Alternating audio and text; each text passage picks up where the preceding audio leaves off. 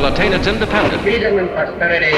Filipino spirit. Ang ating mga kababayan. We, the Filipino people. Side by side. In government system and tradition. Emerging market in the region. Buhay na ang Pilipinas, the land of promise. At sakripisyo ng bawat isa. This is a historic moment for us all. You, the people, have spoken, and it is resounding.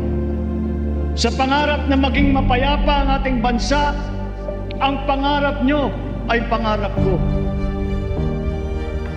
Have hope. The sun also rises like it did today and as it will tomorrow.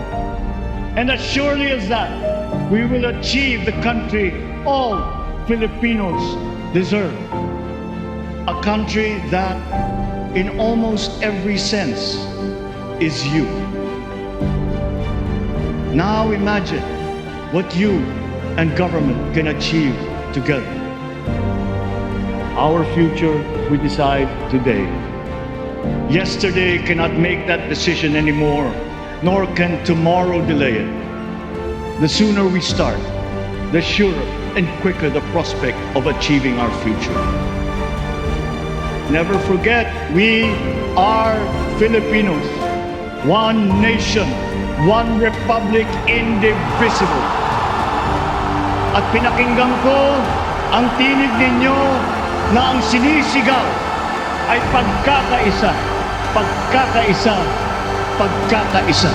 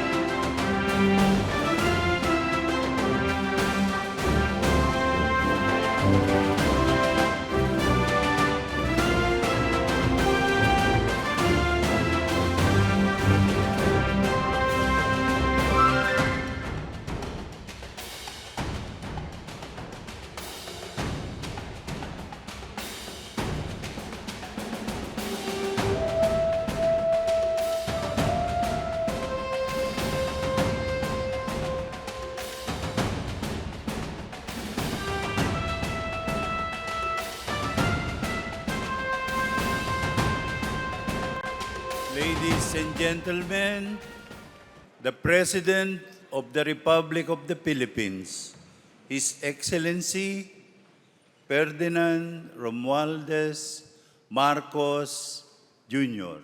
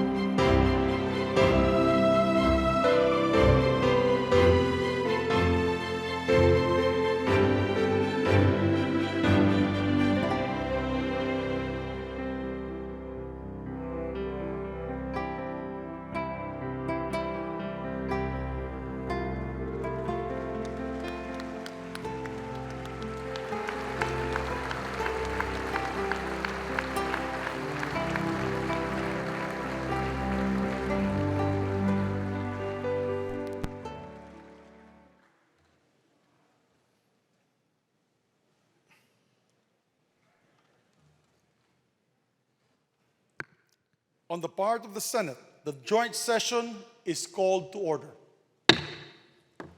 On the part of the House of Representatives, the joint session is called to order.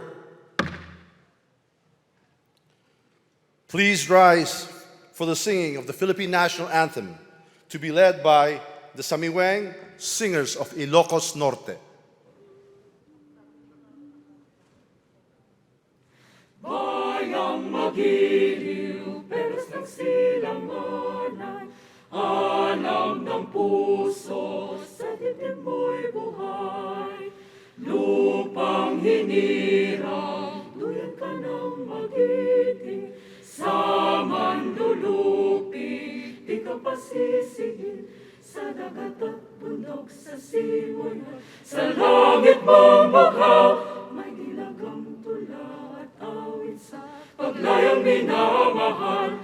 Ang kislap ng watawat mo'y tamo ay na nagniningning, ang bituin at araw niyang kailan pang may di magdidilim. Lupa ng araw narwal at ipagsinta, buhay ay langit sa piling mo.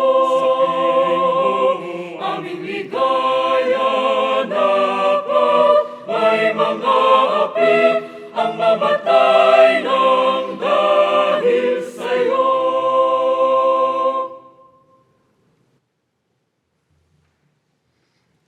Please remain standing for the nation's prayer. Aming manlilikha, tagapagbigay buhay at liwanag ng sangkatauhan.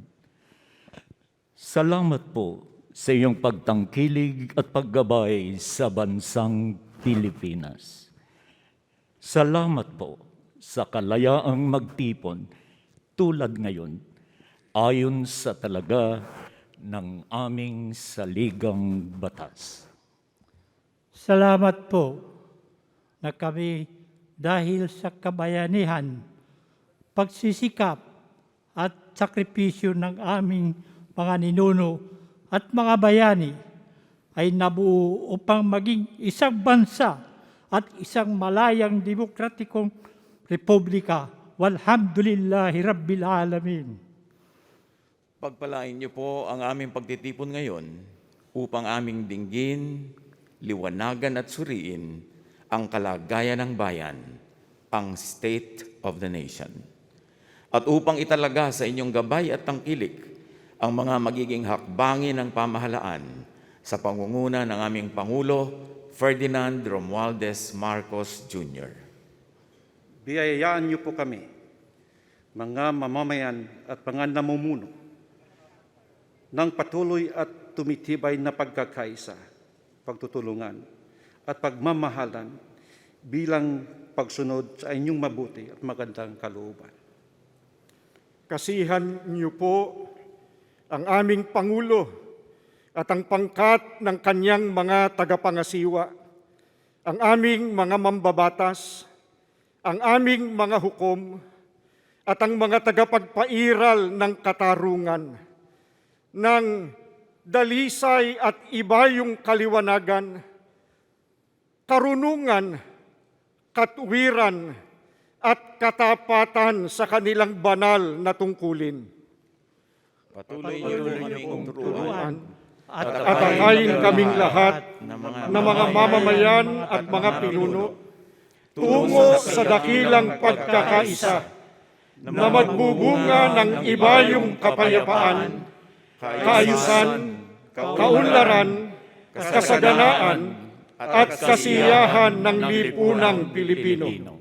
Magpatuloy po tayo sa personal na panalangin. Mangyaring ang bawat isa ay tahimik na manawagan sa may kapal.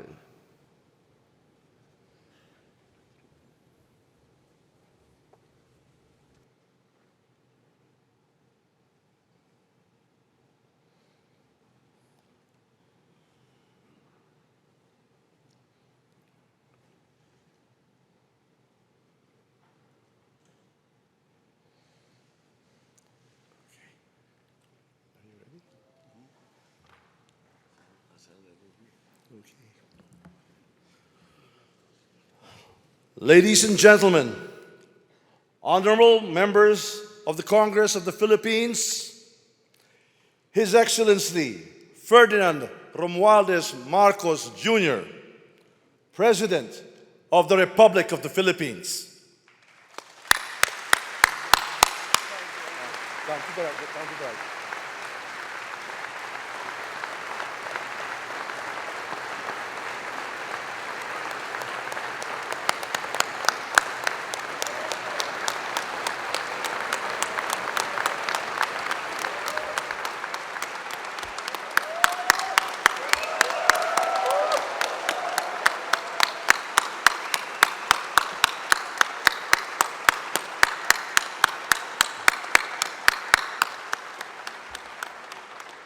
Vice President Sara Zimmerman Duterte, former Presidents Joseph Ejercito Estrada, Gloria Macapagal Arroyo, and Rodrigo Roa Duterte, Senate President Juan Miguel Zubiri, and the honorable members of the Senate, House Speaker Ferdinand Martin Romualdez, and the honorable members of the House of Representatives, Chief Justice Alexander Gesmundo, and the honorable justices of the Supreme Court, the Apostolic Nuncio, Most Reverend Charles John Brown, and the esteemed members of the Diplomatic Corps,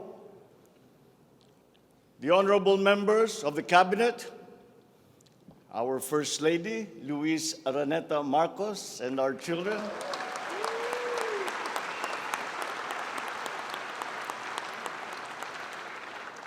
distinguished guests, ang mga minamahal kong mga kababayan, ladies and gentlemen, magandang hapon po sa inyong lahat. I come before you today to address you as it is my duty as President of the Republic. We live in difficult times brought about by some forces of our own making, but certainly also by forces that are beyond our control. But we have, and we will continue to find solutions, and these are some of them. In terms of the economy, we will implement a sound fiscal management. Tax administration reforms will be in place to increase revenue collection. Expenditure priorities will be realigned and spending efficiency will be improved to immediately address the economic scarring arising from the effects of COVID-19 and also to prepare for future shocks. Productivity-enhancing investments will be promoted. Our country must become an investment destination, capitalizing on the corporate recovery and tax incentives for enterprises with the CREATE law and the economic liberalization laws such as the Public Service Act and the Foreign Investments Act.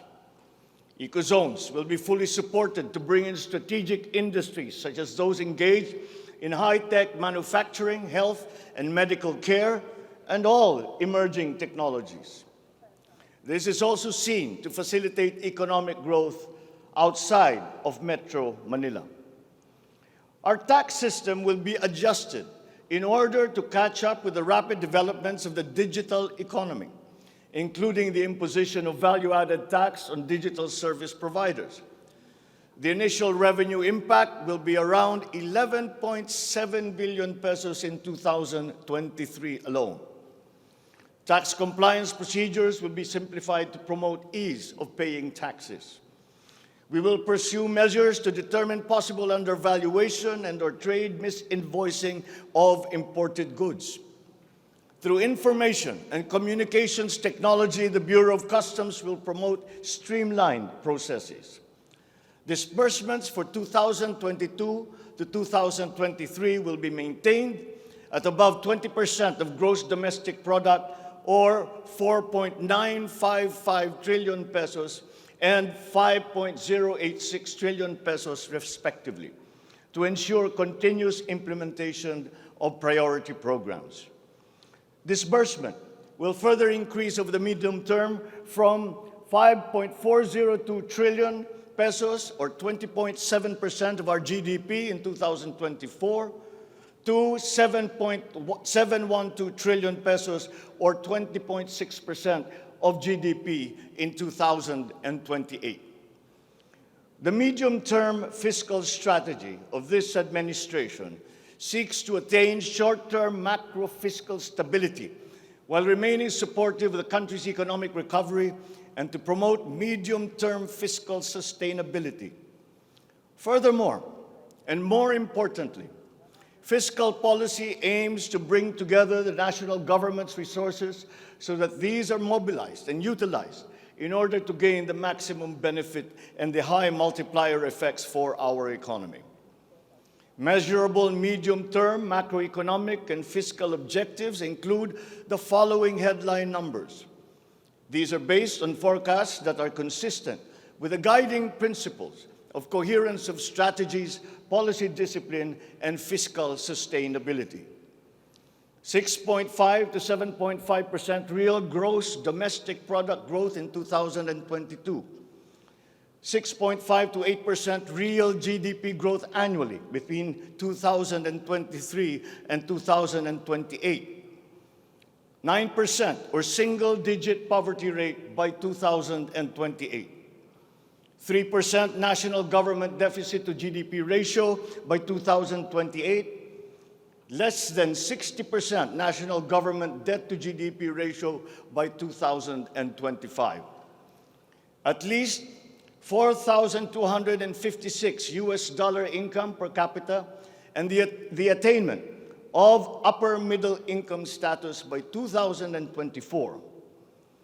The aforementioned headline goals summarize the objectives of this medium-term fiscal strategy being submitted to Congress for its adoption and concurrence to the concurrent resolution by the Senate and House of Representatives. Once adopted, the MTFF will become an anchor for the annual spending and financing plan of the national government and Congress when preparing the annual budget and undertaking related appropriation activities. It is therefore a forward-looking document that extends beyond the traditional 3-year horizon to reach 6 years, coinciding with the 6-year coverage of the Philippine Development Plan 2023 to 2028. The MTFF also promotes transparency and credible commitment to pursue the indicated socio-macroeconomic goals that optimize the government budget. Medium-term growth targets and the assumptions regarding key macroeconomic variables underpin the medium-term fiscal plan.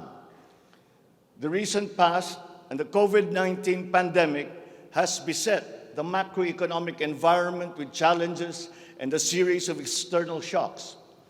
Inflation has accelerated in recent months due largely to significant increases in international prices of oil and other key commodities.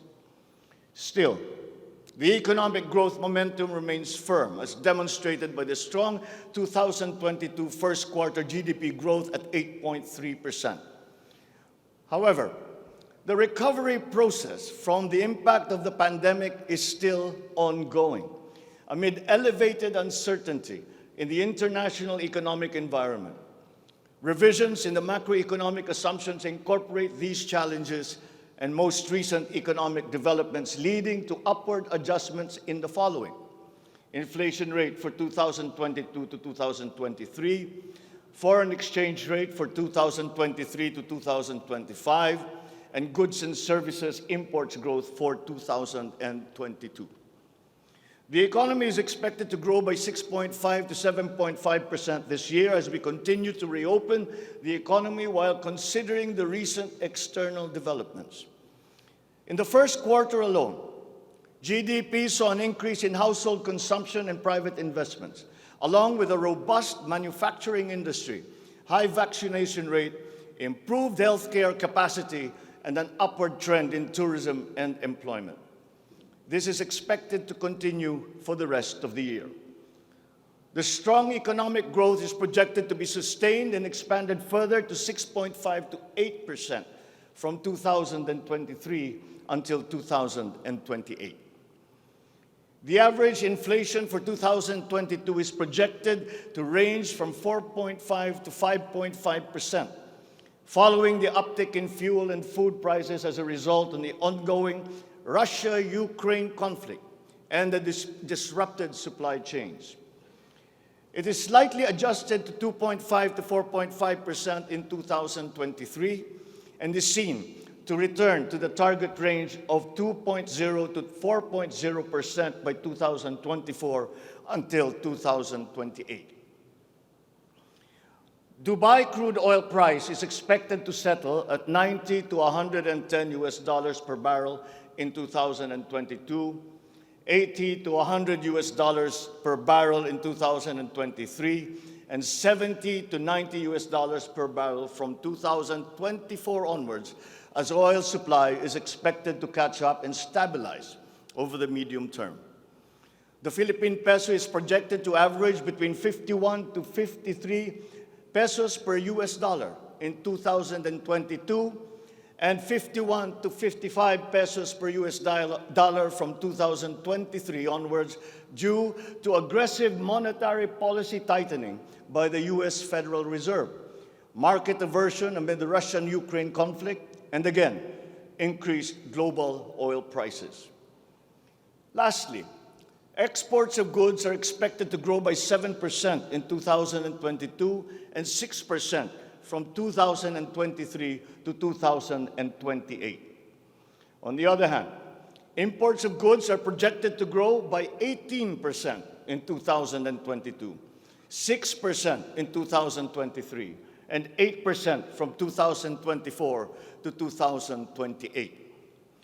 I have instructed the NEDA to coordinate with other agencies and work on the Philippine Development Plan for 2023 to 28 and to submit to me the complete blueprint and progress of its implementation not later than year-end. One of the main drivers of our push for growth and employment will be in the agricultural sector. With regard to food supply, we are confronted by a two-pronged problem, that which will hit us in the short term and that which will hit us in the long term. Tayo ay nahaharap sa mga problemang kagyat nating mararamdaman at mga hamong pangmatagalan. Ang mga suliraning agarang mararamdaman ng ating mga kababayan ay ang posibilidad ng tuloy-tuloy na pagsipa ng presyo ng pagkain at kakulangan sa supply ng ating pagkain. Upang masuportahan ang mabimili para mapanatili ang kanilang purchasing power o kapangyarihan sa pagbili, isinapinal ng Department of Agriculture ang planong taasan ang produksyon sa susunod na panahon ng pagtanim o planting season sa pamamagitan ng tulong pinansyal at teknikal. Magbibigay tayo ng pautang habang mas ilalapit natin sa sektor ng agrikultura ang hindi gaanong mahal na farm inputs na bibilhin na ng bulto ng gobyerno. Kabilang dito ang abono, pestisidyo, mga punla, feeds, fuel subsidy, at ayuda para sa mga karapat-dapat na benepisyaryo. Para sa pangmatagalang solusyon, itataas natin ang produksyon ng mga kalakal at produktong pang-agrikultura. At para magawa ito, pagtitibayin natin ang tinatawag na value chain na nagsisimula sa mga magsasaka hanggang sa mga namimili. May mga bahagi ng value chain na sa ngayon ay kanya-kanya ang operasyon. Pagtibayin natin ang koordinasyon ng iba't ibang bahagi nito. Ang pagsasaliksik para sa mga makabagong paraan at ng pagtatanim at pag-aalaga ng hayop ay masusing gagabayan ng Department of Agriculture. Ang produksyon ng farm inputs o mga kakailanganin ng mga magsasaka sa pagpapalago ng kanilang sakahan ay ating iaayon sa mga hamong dala ng climate change at global warming. Mahigpit na pagsusuri ang gagawin ng ating mga eksperto tungo dito. Ang mga pautang at financial assistance sa mga magbubukid at mangingisda ay magiging institusyon at patakaran ng aking administrasyon.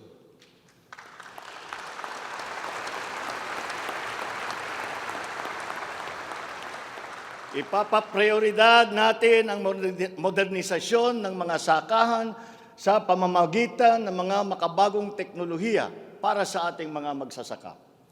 Atin palalawakin ang mga palaisdaan, babuyan at manukan. Lahat ng ito gagamitan ng siyensya para tumaas ang produksyong agrikultural.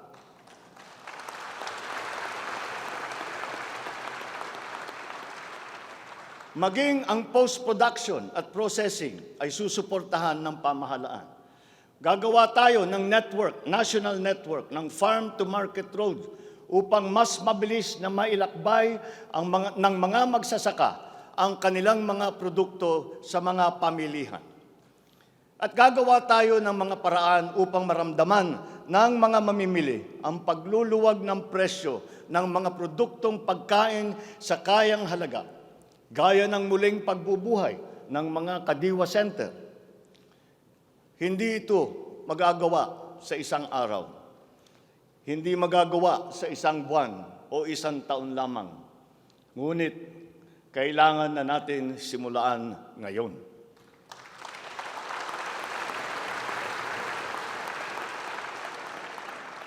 Ang Agrarian Reform Program ay dapat magpatuloy. Agrarian reform is not only about acquisition, but also about support services and distribution. To assist this, I intend to issue an executive order to impose a one-year moratorium on the payment of land amortization and interest payments.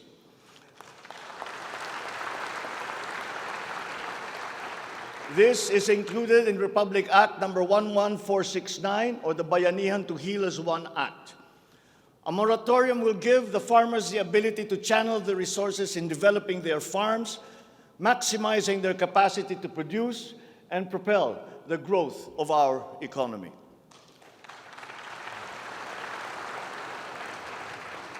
Civil society organizations also support this because it will unburden the farmers of their dues and be able to focus on improving farm productivity.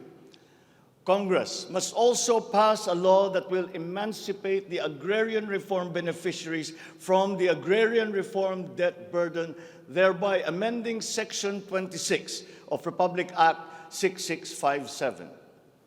In this law, the loans of agrarian reform beneficiaries with unpaid amortization and interest shall be condoned.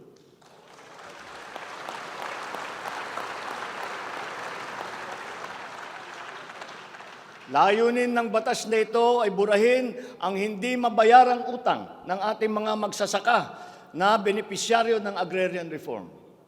Agrarian reform beneficiaries who are still to receive their awarded land under the Comprehensive Agrarian Reform Program shall receive it without any obligation to pay any amortization.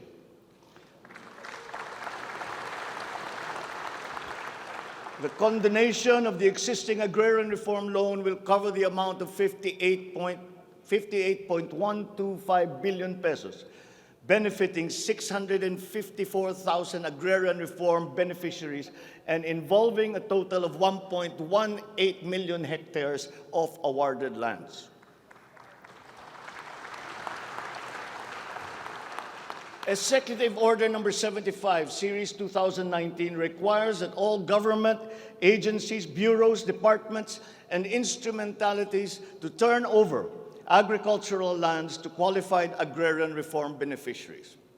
At present, we have a total of 52,000 hectares of unused agricultural lands of the government, which shall now be used for distribution to the following sectors in accordance with Section 40 of the Republic Act number 6657 as amended. Thus, landless war veterans, landless surviving spouse and orphans of war veterans, landless retirees of the Armed Forces of the Philippines and the Philippine National Police. Agricultural lands acquired under this program will be given to graduates of college degrees in agriculture who are landless.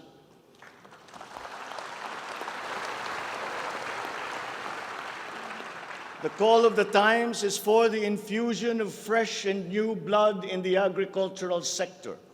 We need a new breed of farmers equipped with modern agricultural technology able to engage in sustained scientific farming that will not only increase farm yields, but also resilience in the face of climate change.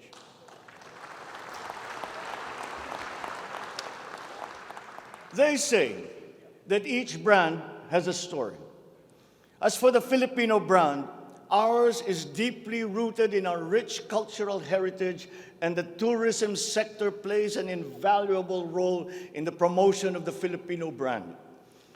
Tourism is not only an important economic development tool, but the abundance of opportunities that the sector creates in terms of regular employment and even job creation at the grassroots level is undeniable. To boost our tourism industry, we will first and foremost make basic developments, such as road improvements for easier access to tourism spots. We will also upgrade our airports and create more international airports to help decongest the bottleneck in the Manila airport. We will also make it more convenient for travelers to go around the country, even to remote areas, to help promote undiscovered tourist spots. This program will be led by the Department of Tourism together with the Department of Public Works and Highways.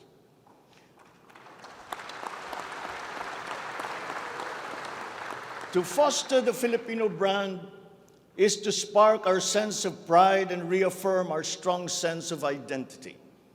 It is time to welcome the rest of the world with an enhanced Filipino brand that is unique, attractive, and creative. The creativity of the Filipino is truly world-class. We excel in arts and culture, new media, live events, avenues which generate primary and downstream jobs for our creative and talented countrymen. Unfortunately, ang mga hanap buhay na ito ang unang pinadapa ng pandemya at ang pinakahuli namang makabalik sa normal.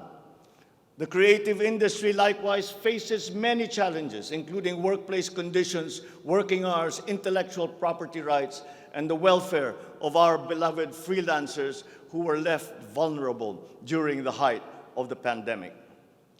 We require an institutionalized creative industry that will advance the interest of its stakeholders. Sila na nagbibigay ng kaluluwa at pagkakilala sa ating pagka-Pilipino. Protektahan natin sila.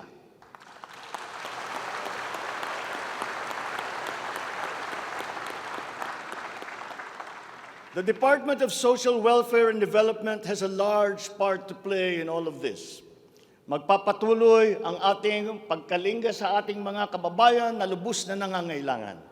Hindi po natin sila pababayaan. Mangunguna sa pag-aagapay sa kanila ang Department of Social Welfare and Development. Utos ko sa DSWD ang mabilis na pagtugon sa pangangailangan ng mga biktima ng kalamidad at mga iba't ibang krisis. Ang mga field office nila ay inatasan na maagang maglagak ng family food packs at non-food essentials sa mga LGU, bago pa man manalasa ang anumang kalamidad.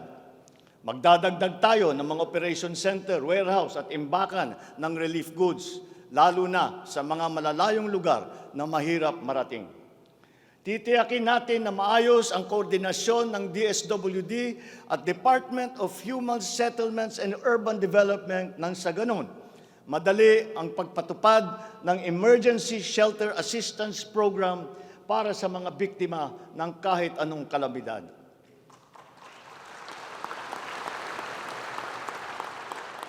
Pagtitibayin pa natin ang komprehensibong programang Assistance to Individuals in Crisis Situations o ang ating tinatawag na AICS para maiparating ang tulong sa mas maraming biktima. Hindi natin papahirapan ang mga biktima ng krisis na dudulog sa ahensya.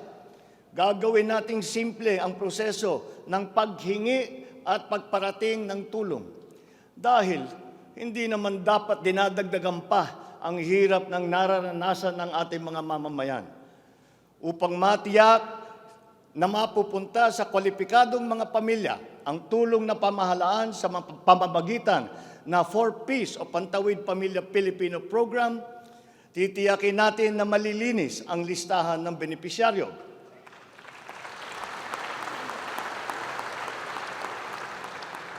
Higit na sa 1 milyong pangalan na ang nakapag-graduate na sa listahan. At nagagalak akong mabatid na sila ay nakakatayo na sa kanilang sariling paa. Kaugnay nito ay inutusan ko ang DSWD na pag-ibayuhin pa ang pagrepaso ng listahan upang maitutok ang pamimigay ng sapat na ayuda sa mga lubos na nangangailangang pamilya. Magpapatuloy ang supplemental feeding program para sa mga bata sa child development centers at supervised neighborhood play at lalo pa nating palalawakin sa taong 2023. Hindi rin natin nakakalimutan ang mga solo parents at mga nanay na nahiwalay sa kanilang mga mister dahil sa karahasan. Pagtitibayin natin ang programa sa violence against women and their children.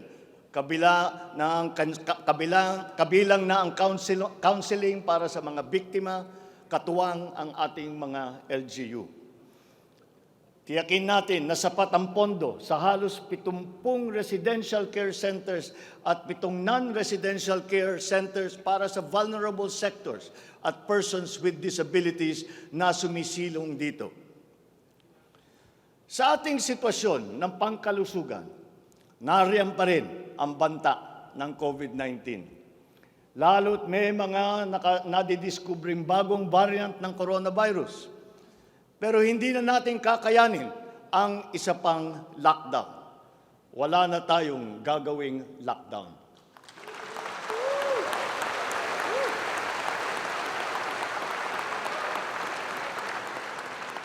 Dapat natin balansehin ng maayos ang kalusugan at kapakanan ng ating mga mamamayan sa isang banda at ang ekonomiya naman sa kabilang banda. Nakikipagtulungan ang iba't ibang ahensya ng pamahalaan sa pag-monitor sa mga COVID-19 hospital admission upang makatiyak tayo na may sapat na kapasidad ang ating healthcare system at maiwasan ang pagsipa ng bilang ng nagkakasakit. Patuloy din ang ating vaccine booster rollout para sa ating pangkalahatang depensa.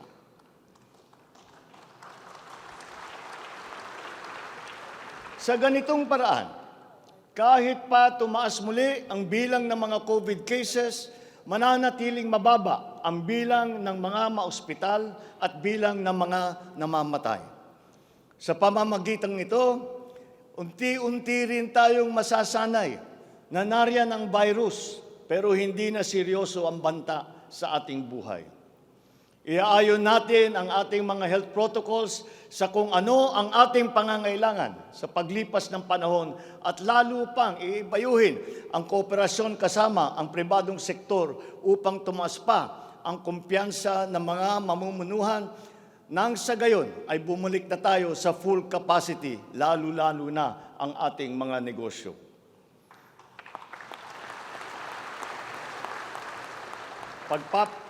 Pagbubutihan pa natin ang pagpapakalat ng tamang impormasyon ukol sa COVID, kasama ang kahalagahan ng bakuna. Mananatili muna sa ngayon ang alert level system natin. Pinapag-aralan natin ang ibang paraan ng klasifikasyon upang mas babagay sa kasalukuyang sitwasyon, lalong-lalo na sa pagbabago ng COVID. Sa pakikipagtulungan ng Kongreso, itatatag natin ang ating sariling Center for Disease Control and Prevention at ang isang Vaccine Institute.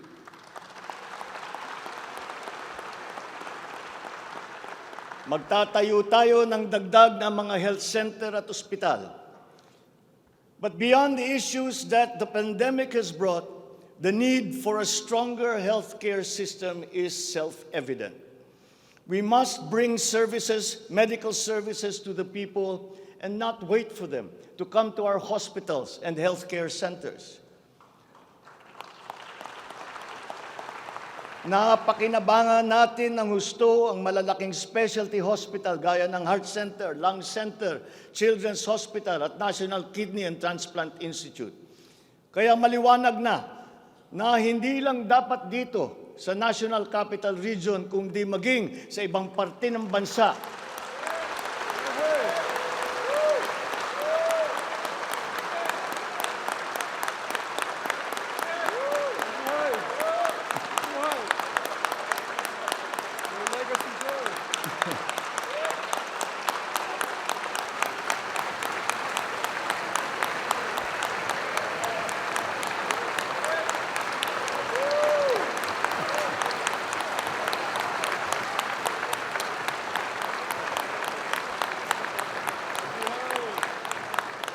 maliwanag na hindi lamang dapat dito lamang sa National Capital Region, kundi maging sa ibang parte ng bansa, kailangan magdagdag ng ganitong uri ng mga pagamutan.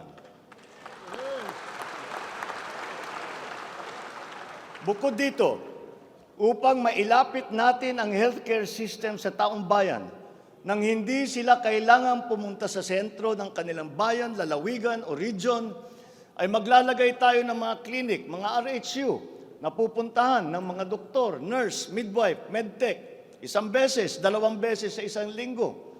Nang sa ganon, magiging mas madali sa may karamdaman na magpapagamot nang hindi na kailangan magbiyahe ng malayo.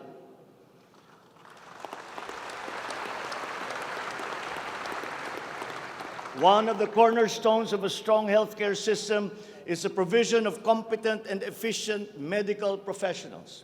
We will exert all efforts to improve the welfare of our doctors, our nurses, and other medical frontliners.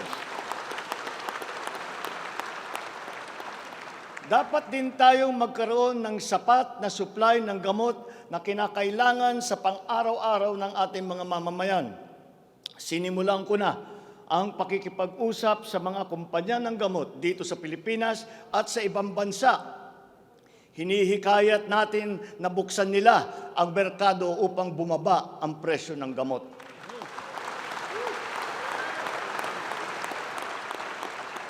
Halimbawa, kung mas marami ang mas murang generic o hindi branded na gamot sa merkado, mas bababa rin ang presyo dahil sa kompetisyon.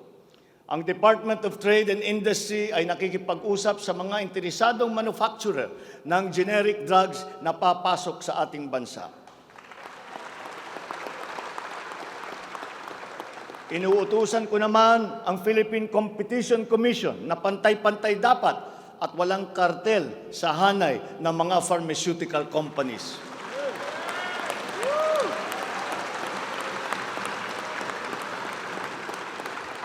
Dahil kapag bukas ang merkado, bababa ang presyo ng gamot para mapakinabangan ng ating mga mamamayan.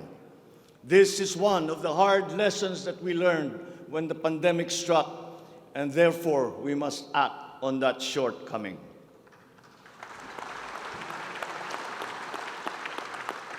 In the educational sector, I believe it is time for our children to return to full face-to-face classes once again.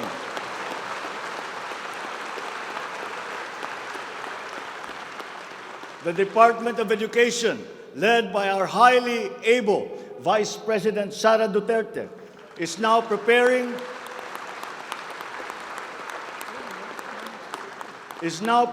for its implementation in the upcoming school year, with utmost consideration for the safety of students as we are still in the middle of the COVID-19 pandemic.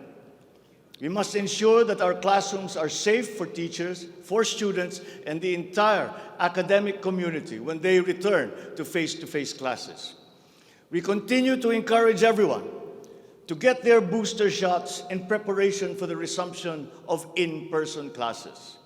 This is one of the reasons I have directed the Department of Health and the Department of Interior and Local Government to undertake another rollout of booster shots.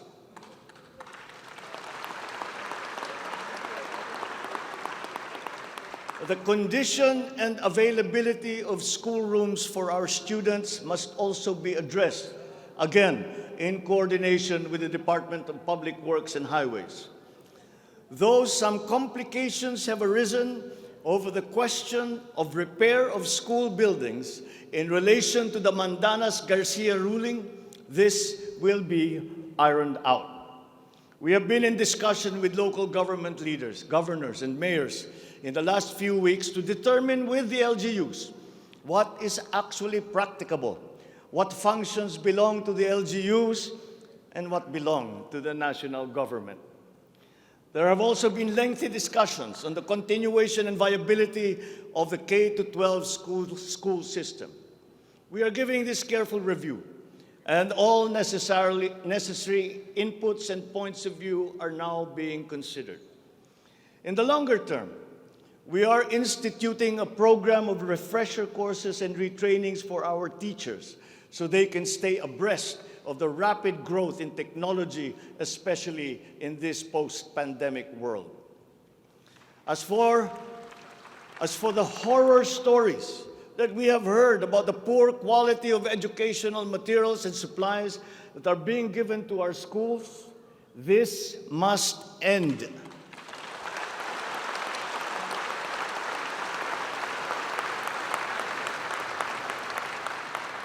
Our children must always be equipped with the best that we can provide.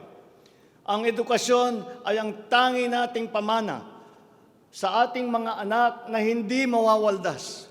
Kaya anumang gastusin sa kanilang pag-aaral ay hindi tayo nagtitipid. Hindi rin tayo nagtatapon. And once again, I am not talking about history or what is being taught. I am talking about materials that are necessary for effective teaching in this day and age. Children now need connectivity to the internet. They need devices to use. They need computers, educational tools.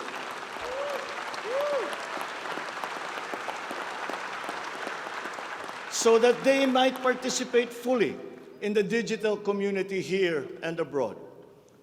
We must do better in the international rankings, especially when it comes to the so-called STEM subjects: science, technology, engineering, and mathematics.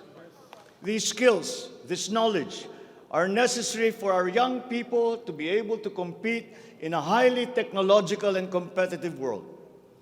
The raw talent is there in our young people.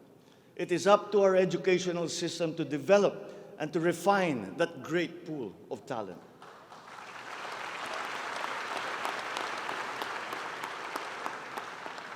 Foreign employers have always favored Filipino employees because of our command of the English language. This is an advantage that we must continue to enjoy. The internet has now become the global marketplace, not only for goods, services, but also for ideas, even extending to our own personal interactions. And the language of the internet, for better or for worse, is English. Therefore, the question of our medium of instruction must be continuously re-examined to maintain that advantage that we have established as an English-speaking people.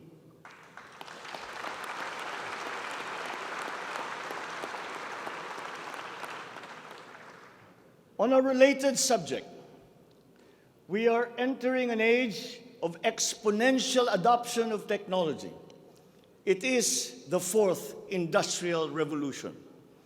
This will be characterized by the infusion of technology into almost every facet of our lives. Breakthrough technologies in the areas of quantum computing, artificial intelligence, nanotechnologies, the Internet of Things, robotics, self-driving electric vehicles, 3D printing, virtual and augmented realities, among others, that will radically transform the way business is done. The scale and the speed at which these innovations are introduced universally into our everyday lives and activities is unprecedented in our recorded history. We cannot stand idly by. The mission of our Department of Information and Communications Technology is to identify and utilize these innovations to improve governance. It has the daunting task now of transforming our government into an agile bureaucracy that is responsive to the needs of the public. Provide good and solid data to ensure informed decision-making. as well as allow secure and seamless access to public services. The voluminous records stored in the government warehouses and archives have to be digitized. Those that are already stored in various inventories of data should be harmonized and shared across departments and agencies. Needless to say, these have to be kept in large data centers that are secure yet accessible. The national ID will play an important part in this digital transformation.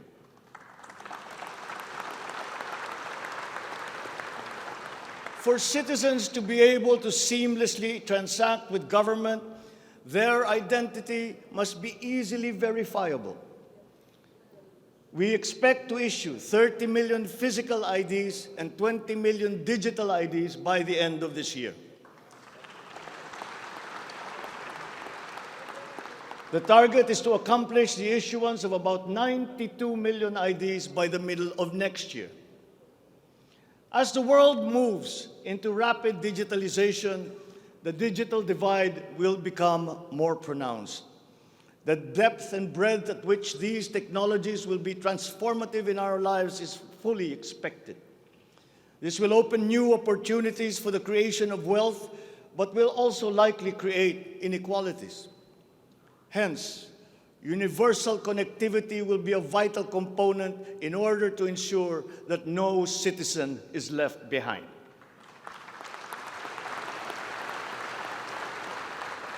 I have therefore tasked the DICT to deploy digital connectivity across our various islands.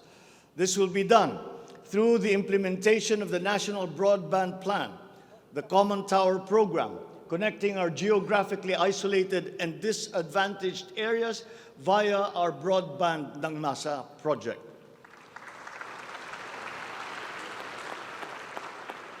All relevant modes of digital transport should be utilized.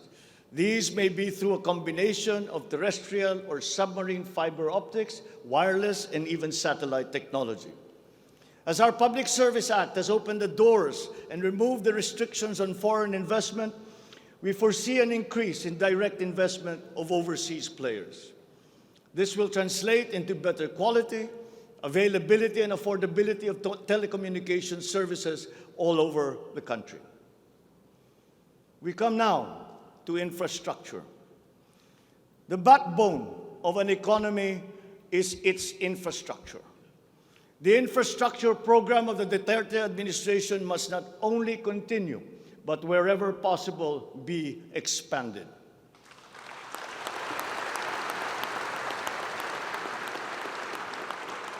We shall confidently build on this firm foundation established by my predecessor, as it is in building an edifice. We must keep the momentum and aspire to build better, more. Necessarily, infrastructure development will remain a very high priority in our drive for growth and employment. Once again, I will not suspend any of the ongoing projects, as those have already been shown to be of benefit to the public that they serve.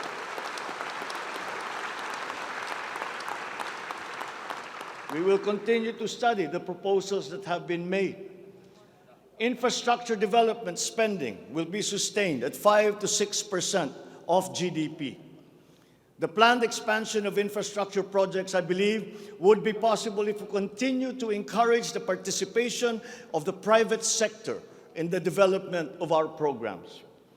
Public-private partnerships, or PPPs, hold great potential for that expansion, for infrastructure development, and for innovation. Our infrastructure development is of primary importance, as it is a necessary element to improve many other sectors, to include agriculture, tourism, general economic activity, and even to governance. It is my belief also that we have missed some great opportunities to develop our rail transport system. It is clear in my mind that railways offer great potential, as it continues to be the cheapest way of transporting goods and passengers. We can build upon already existing lines by modernizing these old railway systems. There are dozens of railway projects on the ground, above the ground, below ground, not just in Manila, but in other regions, at various stages of implementation and with a combined cost of 1.9 trillion pesos. This administration is committed to finish building the current portfolio of investments, approved railway projects such as the North-South Commuter Railway System, the 33-kilometer Metro Manila Subway Project, the 147-kilometer North-South Commuter Railway System, the 12-kilometer LRT-1 Cavite Extension, the 23-kilometer MRT-7, and the common station that will connect LRT-1, MRT-3, and MRT-7. And beyond NCR, larger scale railway systems like the 102-kilometer Mindanao Railway Project,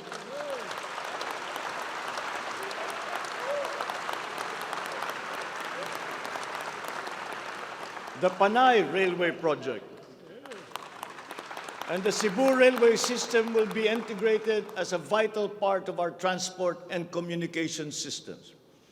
We will also continue to improve our roads and transportation systems in key cities throughout the country through various projects, such as the Cebu Bus Rapid Transit, Davao High Priority Bus System, Ilocos Norte Transportation Hub, the El Nido Transport Terminal.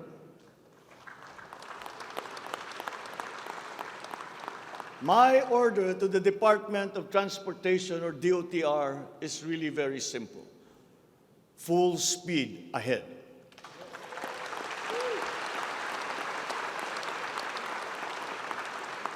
Improving our railway system, along with modernizing existing airports and seaports, will maximize our strategic location in the Pacific and connect our many islands. A key sector in our transformation plans is that of energy. Another fundamental requirement for growth and increased employment will be the availability of cheap, reliable energy. This even comes under the category of ease of doing business. If we are to attract investors, both local and foreign, to set up shop here in the Philippines. At present, our demand for energy far exceeds our reliable supply. We must increase the level of energy production. We must look at every possible option that would be appropriate for the Philippine situation. There is some room to expand our present power supply through existing power sources, but this is only to a very limited extent. We must build new power plants.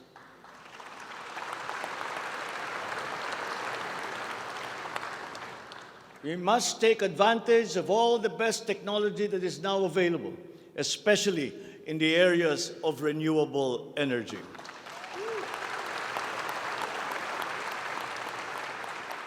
Our search for new power sources should always be with an eye to improving the mix of the energy supply between traditional and renewable sources. The technology on renewable energy is progressing rapidly, and many of these technologies are appropriate for the Philippines. We have already begun windmill power. We are now expanding very quickly our solar power production.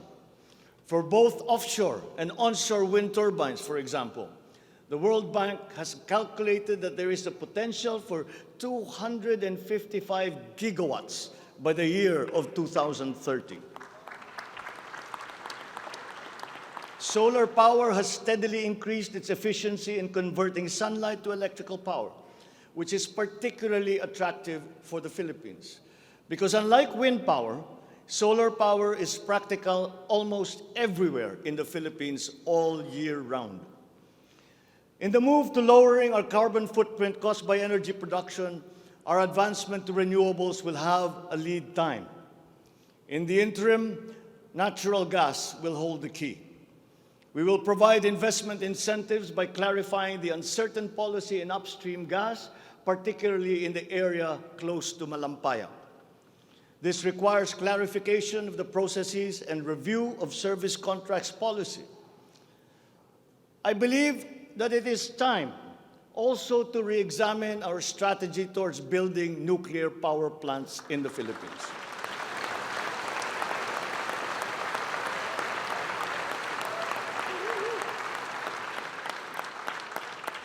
We will comply, of course, with the International Atomic Energy Agency regulations for nuclear power plants as they have been strengthened after Fukushima.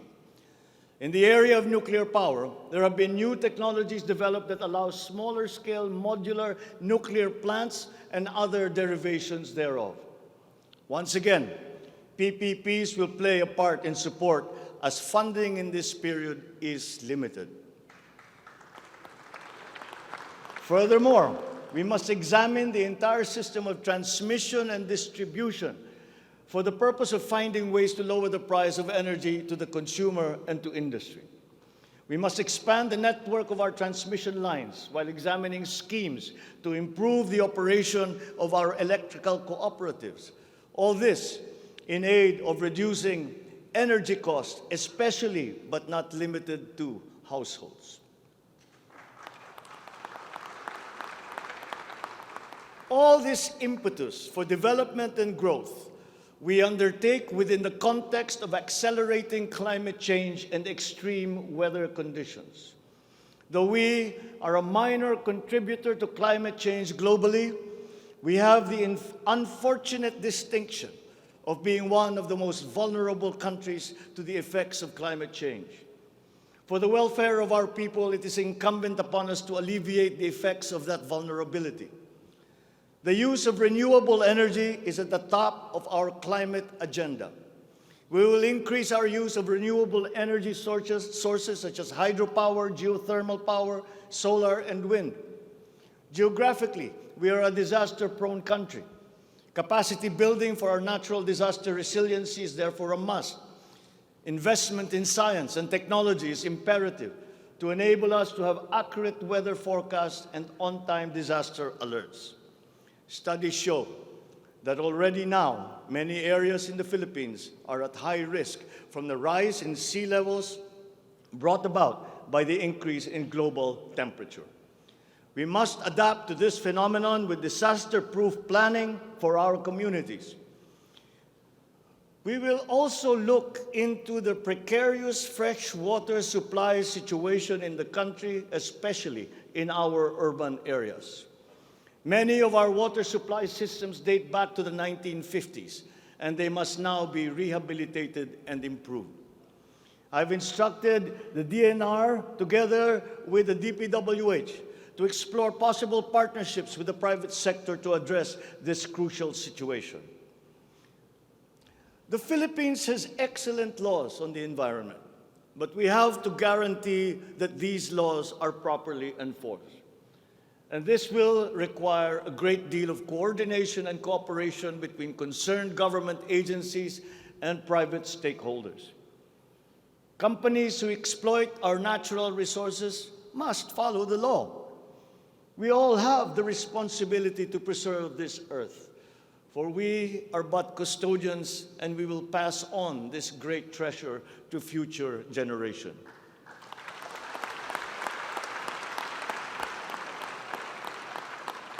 There is no question that the preservation of the environment is the preservation of life. If we cannot mitigate climate change, all our plans for the economy, all our plans for our future will be for naught. Bawat Pilipino sa ibayong dagat na nagsasakripisyong lisanin ang kanyang pamilya sa Pilipinas upang maghanap buhay ay nararapat lamang magkaroon ng pamahalaang matatawag nilang tahanan habang nasa ibang bayan. Ito ang papel na gagampanan ng kagawaran ng manggagawang mandarayuhan o Department of Migrant Workers matapos itong ideklara bilang ganap na ahensya ng gobyerno ng isang taon.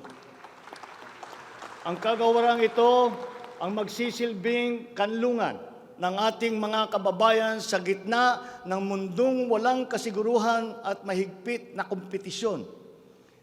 Ito ang maglalatag sa kanila ng mga oportunidad. Titiyak na ang kanilang mga hanap buhay ay tugma sa kanilang mga kasanayan.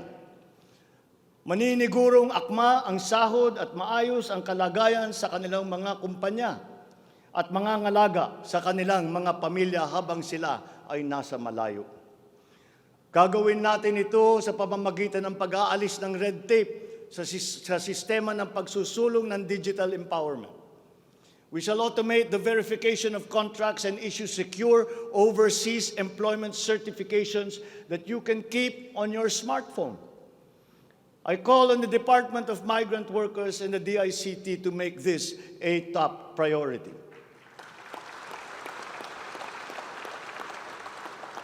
Tinatawagan ko rin ang Department of Foreign Affairs na makipagtulungan sa Department of Migrant Workers na tiyakin ang lahat ng mga diplomatic post ay tutulong na agarang maibalik sa trabaho ang mga ating mga overseas Filipino workers na nawalan ng hanap buhay nitong nakalipas na ilang taon.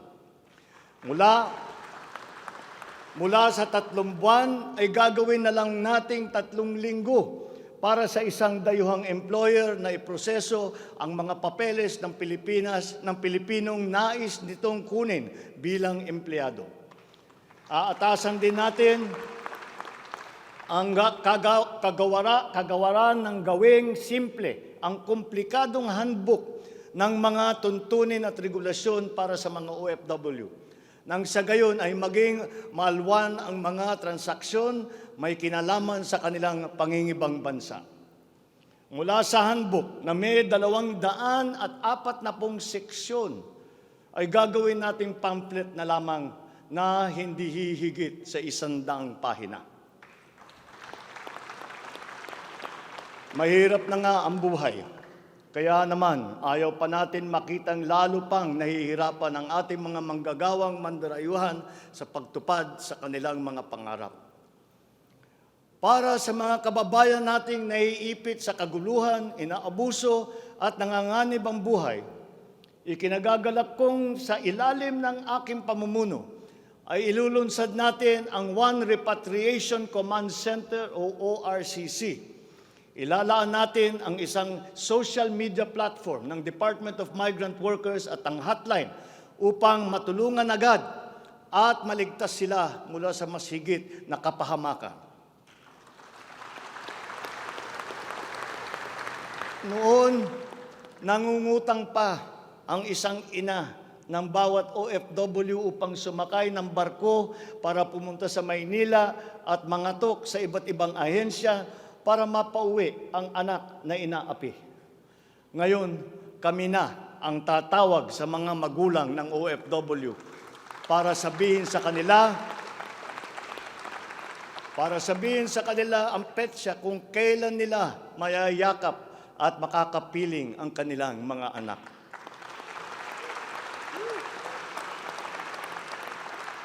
Sa kasalukuyan ay nakikipag-ugnayan tayo sa pamahalaan ng Saudi Arabia upang buksan muli ang deployment. Kaya natin at gagawin natin ang makipagnegosasyon na mabigyan ang ating mga kababayan doon ng tamang pasahod at mapangalagaan ang kanilang karapatan at kapakanan. Muli natin patitibayin ang respeto at pagkakaibigan ng ating dalawang bansa tulad ng namamagitan sa ating ama sa kanilang hari. Sa mga susunod na buwan ay magtutungo si Secretary Susan Ople sa Saudi Arabia upang tiyakin na may sapat na puwersang magsisiguro na mabubuksan muli ang empleo sa bansa at para maisulong ang ating kampanya laban sa human trafficking. Ngayon, para naman sa mga anak na naiwan sa Pilipinas, titiyakin ng Department of Migrant Workers sa pamamagitan ng OWA na sila ay maipapasok sa magagandang paaralan, magtuturo sa kanila ng financial literacy, mental wellness, sports, sining, kultura. Ito ay mangyayari sa pakikipagtulungan ng iba't ibang ahensya ng pamahalaan. Alagaan natin ang kabataang Pilipino sapagkat sila ang kinabukasan ng ating inang bayan.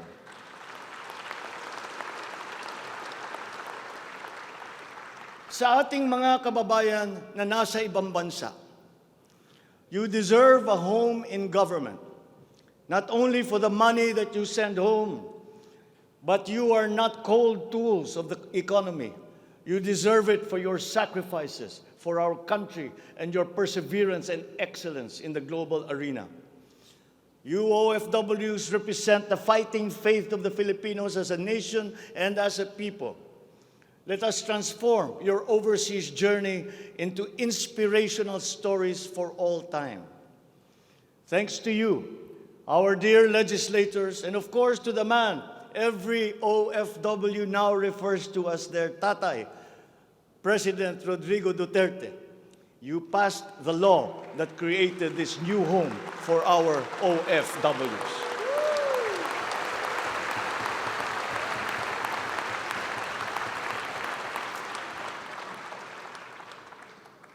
On the area of foreign policy, I will not preside over any process that will abandon even 1 square inch of territory of the Republic of the Philippines to any foreign power.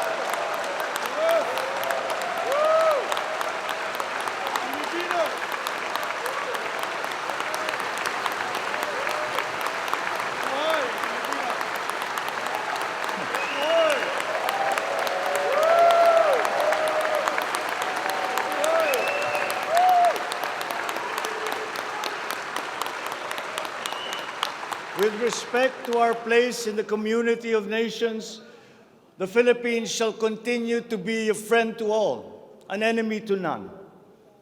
The Philippines has always been open and welcoming to all our foreign friends and visitors. That is our worldview. That is our culture. But let me be clear. We are very jealous of all that is Filipino.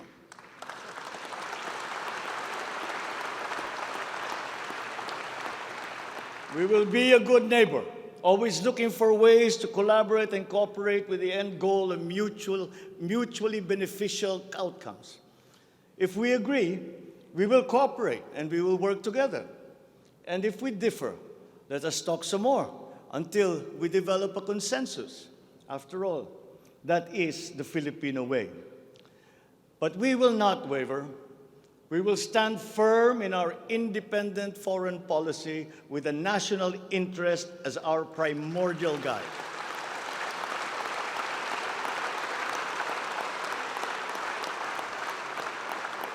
We commit to maintaining good relations with the rest of the world. As a matter of fact, it is my sincere belief that the need for strong bonds and collaboration among nations emerges in the direst of times, such as in a pandemic.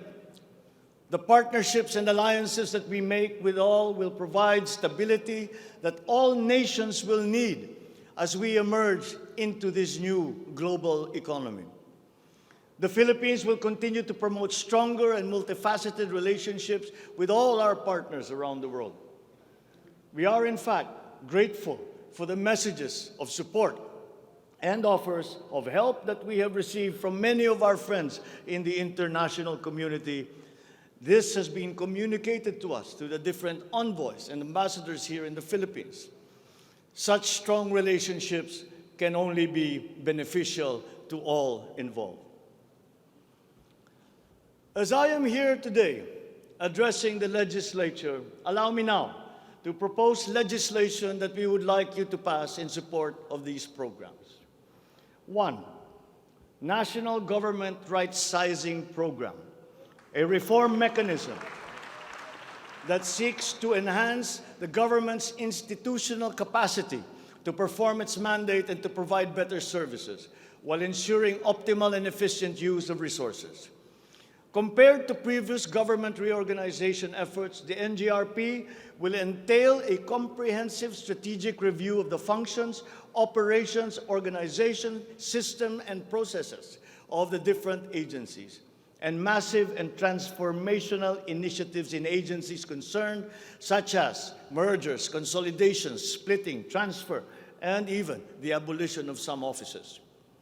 The right-sizing efforts will also involve the conduct of a comprehensive strategic review of functions, programs, and projects that will cut across various agencies. Number 2, a budget modernization bill. This seeks to institutionalize a cash-based budgeting system under Executive Order Number 91, Series 2019, to strengthen fiscal discipline in the allocation and use of budget resources by ensuring that every peso budgeted by the government would lead to the actual delivery of programs and projects. The full implementation of the CBS is timely and vital as the government executes response and recovery plans post-pandemic. Number 3, Tax Package 3 Valuation Reform Bill. This bill provides for the establishment of real property values and valuation standards across the country, and B, the development of real property information system that provides for the database of all real property transaction and declarations in the country. Number 4, Passive Income and Financial Intermediary Taxation Act. This seeks to reform the taxation of capital income and financial services by redesigning the financial sector taxation into simpler, fairer, more efficient, and a revenue-neutral tax system. It also represents to adopt a regionally competitive tax system. Number 5, E-Government Act, which provides for the establishment of the e-government master plan, which shall cover all e-government services and processes. Number 6, the Internet Transaction Act, or e-commerce law, which aims to establish an effective regulation of commercial activities through the Internet or electronic means to ensure that consumer rights and data privacy are protected, innovation is encouraged, fair advertising practices and competition are promoted. Online transactions are secured, intellectual property rights are protected, and product standards and safety are observed. Number 7, Government Financial Institutions Unified Initiatives to Distressed Enterprises for Economic Recovery. This seeks to provide financial assistance to distressed enterprises critical to economic recovery through programs and initiatives to be implemented by the Land Bank of the Philippines, the Development Bank of the Philippines, and the Philippine Guarantee Corporation for purposes of addressing liquidity or solvency problems of MSMEs and strategically important industries to encourage their continued operation and maintain employment. Number 8, the establishment of a Medical Reserve Corps. Establishes a Medical Reserve Corps under the Health and Emergency Management Bureau of the DOH. The MRC shall be composed of licensed physicians, medical students who have completed their 4 years of medical courses, graduates of medicine, registered nurses, licensed allied health professionals. Number 9, National Disease Prevention Management Authority. This bill seeks to create the Center for Disease Prevention and Control attached to the DOH. Number 10, the creation of the Virology Institute of the Philippines.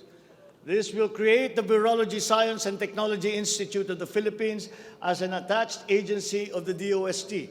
All offices and units under the DOST with functions related to virology shall now be transferred to the Virology Institute of the Philippines. Number 11, the Department of Water Resources. This seeks to create the Department of Water Resources and adopts the integrated water resource management as the strategic framework for national water management, policymaking, and planning. Number 12, Unified System of Separation, Retirement, and Pension. This grants a monthly disability pension in lieu of disability benefits provided under existing laws for military and uniformed personnel retired by reasons of disability. Number 13, the E-Governance Act. It promotes the use of internet, and other ICT to provide opportunities for citizens. Number 14, the National Land Use Act.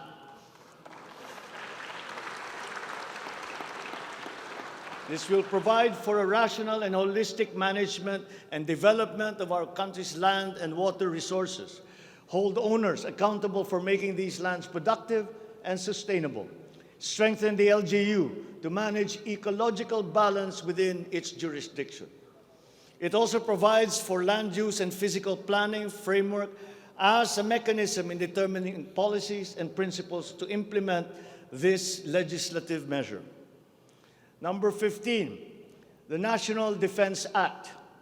This seeks to amend the antiquated National Defense Act of 1935 to provide for a change in the military structure of the armed forces of the Philippines that is more responsive to current and future non-conventional security threats to the country's territorial integrity and national sovereignty.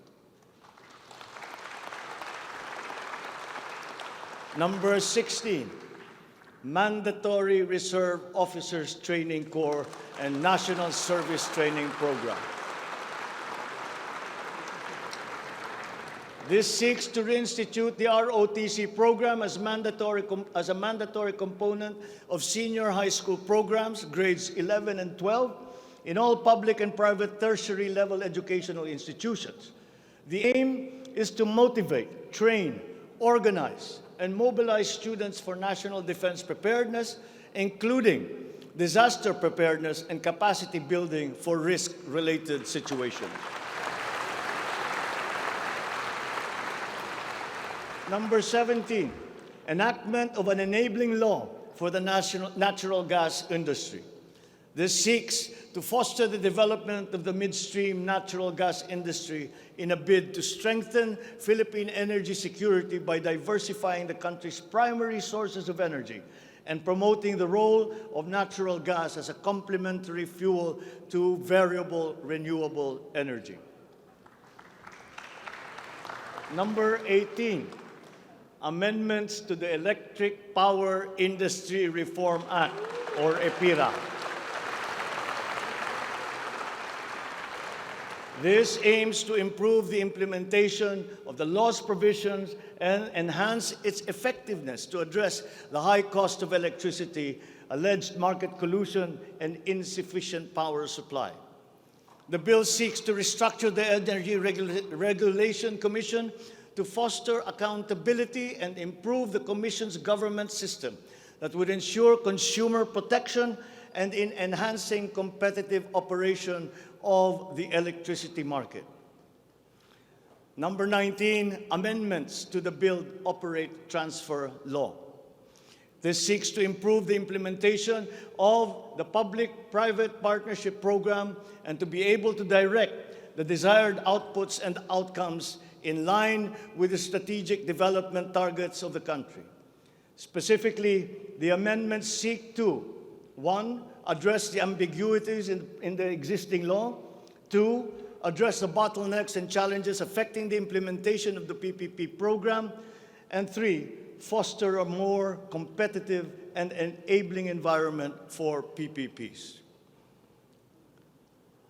To my fellow Filipinos, ang aking mga minamahal na kababayan, batid ko na hindi madali ang ating pinagdaraanan sa nakaraang higit na 2 taon. Alam ko rin na ang bawat isa sa inyo ay ginagawa ang lahat ng inyong makakaya upang patuloy na harapin ang lahat na pagsubok sa kasalukuyan. I do not intend to diminish the risks and the challenges that we face in this turbulent time in global history. And yet, I see sunlight filtering through these dark clouds. We have assembled the best Filipino minds to help navigate us to this global crisis that we are now facing. We will endure. Let our Filipino spirit ever remain undimmed.